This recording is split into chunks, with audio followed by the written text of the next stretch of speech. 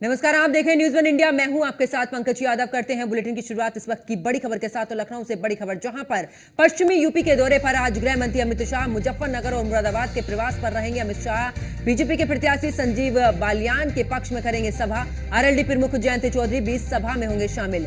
बुढ़ाना विधानसभा के शाहपुर में गृह मंत्री अमित शाह के चुनावी हुंकार। सुरक्षा को लेकर चप्पे चप्पे पर पुलिस रहेगी इस दौरान अलर्ट। जहां पर 1:30 बजे हेलीपैड पर पहुंचेंगे गृह मंत्री अमित शाह। मुजफ्फरनगर के शाहपुर राष्ट्रीय इंटर कॉलेज ग्राउंड में करेंगे जनसभा। तो इस वक्त की बड़ी खबर आपको बता दें, जहां पर पश्चिमी उत्तर प्रदेश के दौरे पर आज गृह मंत्री अमित शाह रहने वाले हैं। इस दौरान बात की जाए तो मुजफ्फरनगर और मुरादाबाद के प्रवास पर रहेंगे अमित शाह। बीजेपी के प्रत्याशी संजीव बालियान के पक्ष में करेंगे सभा। आरएलडी प्रमुख जयंत चौधरी भी सभा में होंगे शामिल। इसके अलावा बात करें तो बुढ़ाना विधानसभा के शाहपुर में अमित शाह के चुनावी हुंकार, जहां पर सुरक्षा को लेकर चप्पे चप्पे पर पुलिस रहेगी अलर्ट। 1:30 बजे हेलीपैड पर पहुंचेंगे गृह मंत्री अमित शाह और मुजफ्फरनगर के शाहपुर राष्ट्रीय इंटर कॉलेज ग्राउंड में करेंगे जनसभा। तो इस वक्त की बड़ी खबर, जहां पर पश्चिमी उत्तर प्रदेश के दौरे पर गृह मंत्री अमित शाह। बेहद ही महत्वपूर्ण ये दौरा भी माना जा रहा है, क्योंकि जिस तरीके से अगर बात करें लोकसभा चुनावों को लेकर, तो पश्चिमी उत्तर प्रदेश को पूरी तरीके से बीजेपी की तरफ से साधने की कोशिश। इससे पहले प्रधानमंत्री नरेंद्र मोदी मेरठ पहुंचे थे।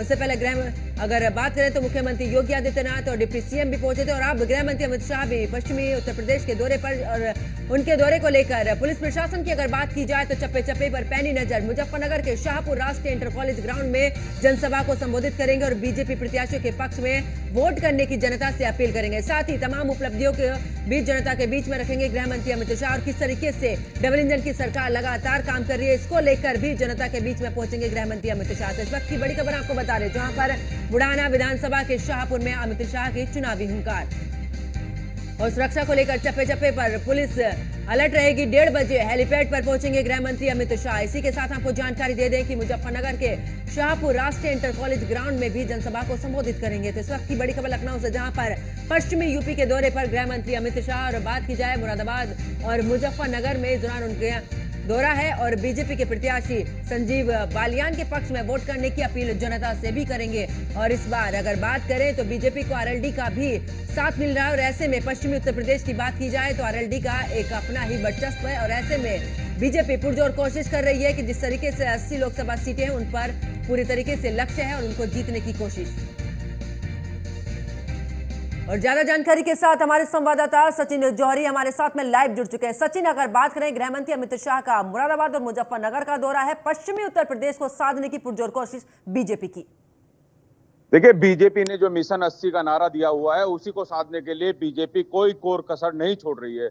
उसी के चलते आज मुजफ्फरनगर में देश के गृह मंत्री अमित शाह का दौरा है और उनके साथ एक मंच पर जो है जयंत चौधरी भी रालोद प्रमुख रहेंगे और एक बड़ी जनसभा को संबोधित करेंगे। आपको बता दूं कि पश्चिम उत्तर प्रदेश में रालोद का एक अच्छा वर्चस्व है, जो अब भारतीय जनता पार्टी के साथ है। तो पूरी तरह से भारतीय जनता पार्टी इस क्षेत्र में भी एक जोरदार वापसी करना चाहती है, क्योंकि 2022 के विधानसभा चुनाव में भारतीय जनता पार्टी को इस क्षेत्र में काफी नुकसान हुआ था, क्योंकि किसान आंदोलन भी हुआ था और उसके बाद भारतीय किसान यूनियन इस क्षेत्र में कुछ धराशायी हुई थी। और जिसके बाद अब रालोद यहाँ पर भाजपा के साथ है, तो इस बार कुछ मजबूती देखने को मिलेगी। और बिल्कुल अगर बात करें इस दौरान सचिन, तो जिस तरीके से आरएलडी का साथ बीजेपी के साथ में है, ऐसे में जो पिछले चुनाव की अगर बात करें, क्योंकि थोड़ी कमजोर नजर आई थी बीजेपी, लेकिन इस बार आरएलडी के साथ में है, तो यानी कि जो 80 का लक्ष्य बीजेपी की तरफ से रखा गया है, उसे पूरे तरीके से साधने की कोशिश। जी बिल्कुल, आपको मैंने बताया कि 2017 विधानसभा जब चुनाव हुए थे, तब मुजफ्फरनगर में अगर बात करें तो 6 विधानसभा सीट पड़ती है। सभी 6 विधानसभा सीटों पर भारतीय जनता पार्टी का कब्जा था। लेकिन 2022 के चुनाव में पूरी तरह से स्थिति पलट गई और भारतीय जनता पार्टी ने 5 सीटें यहां से खोई। 1 सीट पर सिर्फ भारतीय जनता पार्टी का कब्जा है, बाकी 5 सीटें जो है रालोद और सपा के पास चली गई थी। लेकिन इस बार क्योंकि रालोद का साथ मिला है, तो एक मजबूत स्थिति में भारतीय जनता पार्टी लोकसभा चुनाव को देखते हुए, लेकिन लोकसभा की सीट जो मुजफ्फरनगर की है, वो पिछले 10 साल से भारतीय जनता पार्टी के पास ही है। और 2019 में जब चुनाव हुआ था, तो यहां से रालोद की तरफ से अजीत सिंह यहाँ पर थे, उनको हराया था संजीव बालियान ने, लेकिन इस बार फिर क्योंकि दोनों साथ लड़ रहे हैं तो एक मजबूत स्थिति में और भारतीय जनता सचिन, पार्टी ऐसे में रहेगी। जिस तरीके से हमने मुरादाबाद का भी इस दौरान जब नामांकन हो रहा था समाजवादी पार्टी की तरफ से प्रत्याशी बदले गए हैं, ऐसे में अगर बात करें क्या कुछ कहता है राजनीतिक समीकरण मुजफ्फरनगर और मुरादाबाद का?